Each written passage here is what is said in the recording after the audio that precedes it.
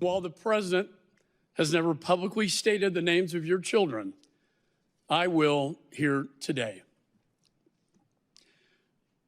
Their names are Darren Hoover, Johanny Rosario, Nicole G., Hunter Lopez, Dagan Page, Humberto Sanchez, David Espinoza, Jared Schmitz, Riley McCollum, Dylan Marola, Kareem Nakui, Maxton Soviak, and Ryan Noss. Those are the names of the fallen. May God bless them. They will not be forgotten. Today, House Foreign Affairs Committee Chairman Michael McCaul remembering those 13 fallen heroes. On August 26, 2021, those 13 U.S. service members were killed by a terrorist suicide bombing. The terror attack occurred at the Abbey Gate outside the airport in Kabul during the disastrous Afghanistan withdrawal. Today, almost 3 years later, Chairman McCaul held that hearing, putting a spotlight on the failures that ultimately resulted in the deaths of those 13. In attendance, former Chairman of the Joint Chiefs of Staff, retired General Mark Milley, and former Commander of United States Central Command, retired General Kenneth McKenzie, Jr. Here are portions of today's hearing. In short, the United States military performed one of the most incredible evacuations under pressure in recorded history in an extremely difficult, dynamic, and dangerous environment. That performance is due to the individual bravery, competence, and compassion of every private to general who had any role in this NEO. At the end of 20 years, we, the military, helped build an army, a state, but we could not forge a nation. The enemy occupied Kabul, the overthrow of the government occurred, and the military we supported for 2 decades faded away. That is a strategic failure. I'm committed, and I will honor that commitment, to get you the answers, to get you to the truth. I briefed President Trump on a plan to completely depart Afghanistan on 3 June 2020. This plan envisioned the complete withdrawal of all our forces and our diplomats and citizens.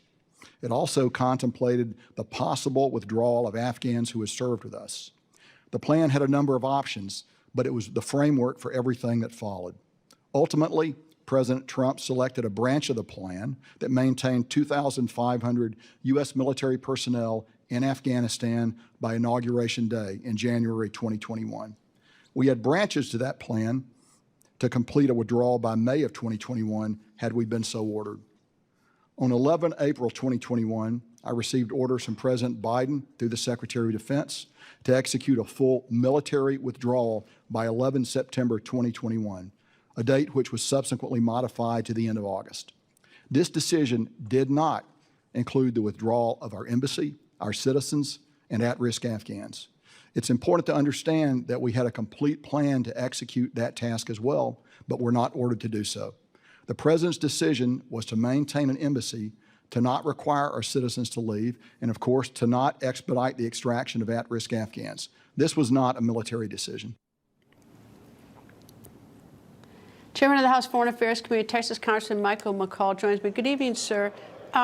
Did the generals agree? Did the generals agree with the evacuation in August of 2021 as before it even began? Did they agree with it? And if not, did they do any pushback on the State Department and the President?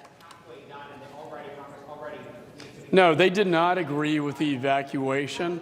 The top military officers, the 2 generals that testified, Chairman of Joint Chiefs, CENTCOM Commander, and the intelligence community all advised the president against the withdrawal itself. But to make things worse, it's the way it was executed. You know, the Department of Defense really did its job, as the military often does, but the State Department that has, by law, the responsibility to come up with a plan of evacuation wholly failed to get this done in a timely manner. And you heard General McKenzie talk about how they just wanted to leave the embassy intact and normalize with the Taliban. Meanwhile, embassy employees are trying to get out of there because the Taliban is taking it over. And it's this lack of planning, because when you fail to plan, you plan to fail, that led to the chaos at HKIA, ultimately, the bombing at Abbey Gate that killed the 13 service members, wounded many others, and killed 170 Afghans. They're the ones with the blood on their hands, including the President of the United States, who disregarded all this advice.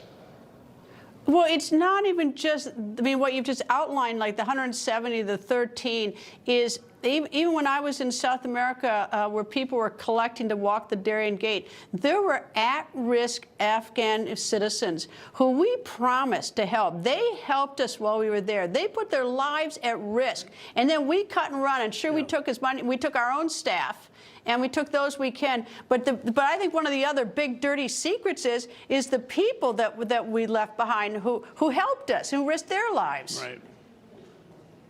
Right. And that came up at the hearing.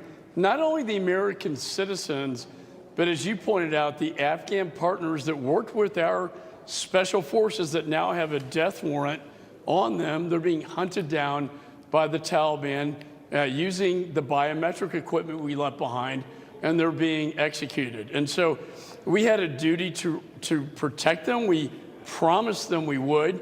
And because the State Department had absolutely zero plan to deal with this, again, the military retrograded on time, but the State Department was not able to get all the Americans and the Afghan partners out. Now they're left behind at the mercy of the Taliban. Yeah. So where's the accountability? You know, like, okay, everyone's just like, oops, so what? I mean, like, you know, there's got to be some accountability by the people, whether it's at the State Department or somebody. I mean, it's catastrophic what happened. 13 died, 170 died, $86 billion left behind, and we ditched the Afghan partners we had, and nobody's accountable. And that's where we're going with this. We're going to go not only higher up the chain at state, but also we want the commanding officers on the ground at Abbey Gate to testify. The DOD has been very resistant to our request, but now that we have the chairman of the Joint Chiefs and CENTCOM, it's going to be hard for them to not allow, say, you know, General Donahue or Admiral Vaisley, who were the ones really on the ground at Abbey Gate, who, remember, the sniper reported permission to engage. Here is a photo of the suicide bomber, and he forwards it to the command center. Command center doesn't respond, resulting in the deaths of so many. Somebody's got to be held accountable. To your point, though, most of them have been promoted since Abbey Gate and since this fiasco. It's terrible. Chairman Michael McCaul, thank you, and I hope you continue to hold hearings on this because, you know, the American people need to know. Thank you, sir.